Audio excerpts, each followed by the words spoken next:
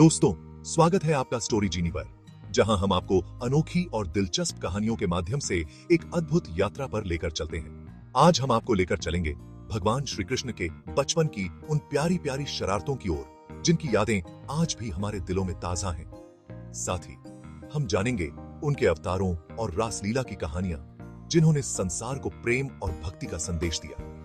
तो चलिए शुरू करते हैं यह दिव्य यात्रा।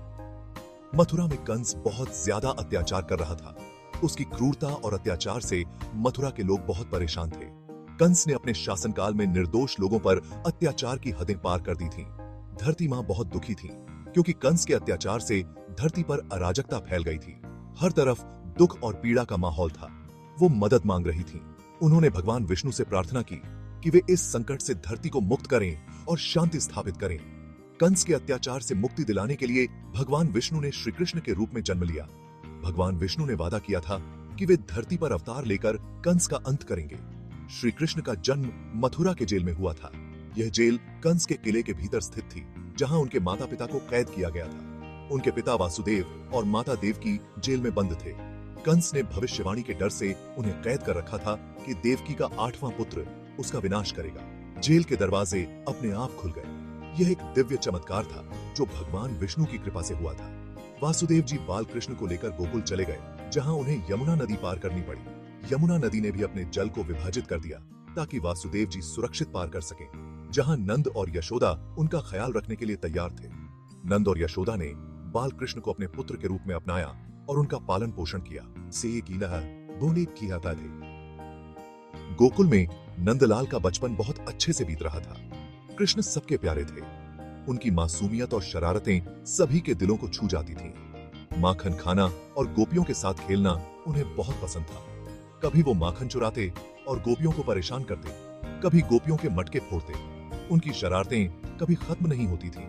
गोपियां उन्हें पकड़ने की कोशिश करती, लेकिन कृष्ण हमेशा बच निकलते। उनकी शरारतों से पूरा गोकुल खुश रहता।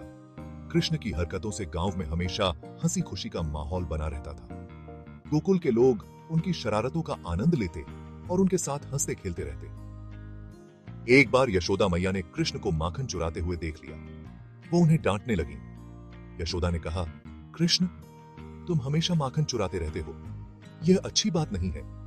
कृष्ण ने कहा, मैया, मैंने माखन नहीं खाया, आप मुझ पर गलत इल्जाम लगा रही हैं। कृष्ण की मासूमियत देखकर यशोदा को थोड़ी दया आई, लेकिन उन्होंने हार नहीं मानी। यशोदा मैया ने कहा, अगर तुमने माखन नहीं खाया तो तुम्हारे मुंह में क्या लगा है?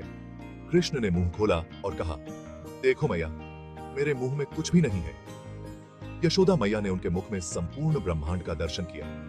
उन्होंने देखा कि कृष्ण के मुंह में अनंत आकाशगंगाएं, तारे और ग्रह हैं।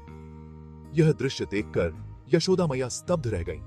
उन्हें समझ में आया कि उनका लाडला कोई साधारण बालक नहीं है, बल्कि स्वयं भगवान है। बाल कृष्ण में बहुत शक्ति थी। उन्होंने बचपन में ही बहुत से राक्षसों को मार दिया। कालिया नाग को हराना उनकी वीरता दिखाता है। उन्होंने कालिया नाग को हराकर यमुना नदी से जहर खत्म कर दिया। गोपियों के साथ रासलीला श्री कृष्ण के जीवन का बहुत महत्वपूर्ण भाग है। रासलीला सिर्फ प्यार और नृत्य नहीं है, बल्कि आत्मा और परमात्मा के मिलन का प्रतीक है। श्री कृष्ण का जीवन हमें प्रेम, भक्ति और धर्म का संदेश देता है। उनका जीवन हमें अच्छे काम करने की प्रेरणा देता है। उनका जीवन हमें गलत के विरुद्ध लड़ने की प्रेरणा देता है। हमें उनसे प्रेरणा लेकर अपना जीवन अच्छा बनाना चाहिए। अगर आपको यह कहानी पसंद आई हो तो कृपया हमारे चैनल स्टोरी जीनी को सब्सक्राइब करें और इस वीडियो को लाइक और शेयर करना ना भूलें। हम आपके लिए इसी तरह की और भी रोचक कहानियां लेकर आते रहेंगे।